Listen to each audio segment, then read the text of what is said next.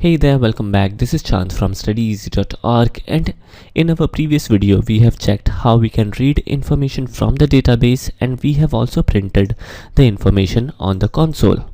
Let me rerun this particular program. Now friends, in our today's video we will try to read the information, that is correct, but moreover we will try to display the information directly on the web page and not on the console. So that is something interesting which is coming up. Now friends, before proceeding further, there is a small little update that we have upgraded our computer system to a brand new computer system. And the previous computer system which I was using, there was some hardware issue and the response time was super high and it was giving me a hard time. The reason why I am sharing this information is that there could be some volume level changes from the previous video to this forthcoming videos, so apologies for that. Let's proceed further.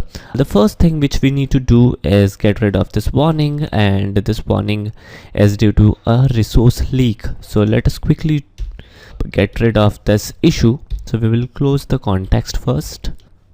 Alright, so the next step is pretty simple. We need to pass in this users object to the home page and to the index.jsp file which is responsible for home page. So here is the file, no rocket science in here. Let us navigate to app controller. In here, how to pass in this particular object, pretty simple. This is what we already know. So we will type in model.add object and we will give the name as users, which is a good name by the way, and we will then pass in the object users, and that's it. Now this particular information would be available to index.jsp file. Alright, so now we will be reading this information and displaying the information in the form of table. So definitely we will take help of table tag. Let us quickly add the table tag, and in between table tag we will be making use of for each by taking help of JSTL. Now in order to add the support of JSTL, we would require tag lib tag, and if you Google for JSTL core tag library, there are plenty of articles out there. We would be going with the article provided by oracle.com, and if we check this article we can easily check out the standard syntax required for JSTL support. In fact, we have already seen this in our previous videos. Let us paste this particular tag lib tag in here, and moving forward we would be adding the support of for each, and we would be iterating over the object. Now somehow we are getting this error in here, and this is some issue with Eclipse. This is nothing to do with code, I suppose. Even there is no warning related to it. Let me check. Processing instruction not closed. Okay, there might be some kind of issue, don't worry about it. Alright, so let's proceed further. Firstly, let us quickly add the heading of the object. There are 3 elements in the object. If we check the model, let us navigate to this particular package org.studyeasy.spring.model.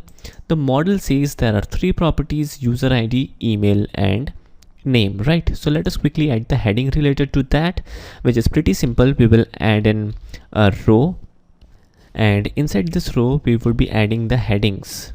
So it is like th for table heading, and the first would be like user ID. Let us close this. Let me also copy this line. In fact, let me paste it twice in here. Let me also expand it, and the second one would be name, then we would require email. Right, so everything looks cool in here. Let me add some white spaces in here as well.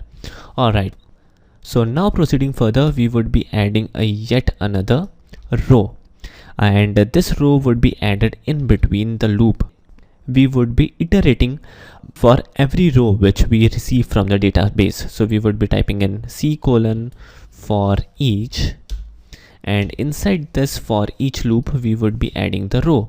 Now friends, when it comes to for each, we would require 2 elements. First as elements, in fact we would require 2 attributes. So the first attribute is users.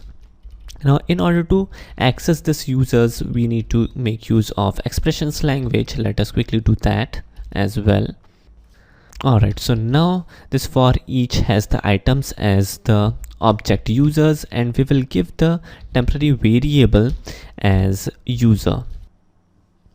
Now friends, this particular keyboard which I am using is a new keyboard, so there could be a couple of typos in here because I'm not used to this particular keyboard. Alright, so that's one thing. And now inside this loop we would require table row, so I will type in tr in here. We will also close the table row, and inside this table row we would require the table data, so we will type in td, which stands for table data. We will also close the td right away. We will format this a little, and in here we would be making use of expressions language, and in here we will be typing in user dot. Now the name of the property is crucial. The name of the property will be same as the name of your model, so let us copy this from here and we will paste it in here. If we follow the convention, always the name of the property will have one-to-one correspondence with model. Then we have name and then we have email. So let us copy this real quick. We will hit enter, paste it once again, we will hit enter, and we will do the same step once again. In place of user ID we will type in name, and in place of user ID again we will type in email. Everything looks cool. There is one small little thing which we need to do. We will also give border in here. We will give border as 1 and we will align it to left. Everything is fantastic. Let us minimize this, and finally we will highlight the project and try to run the project on the web server by restarting the web server. And I suppose this time way around it should work perfectly, if I have not made any mistake. Fantastic.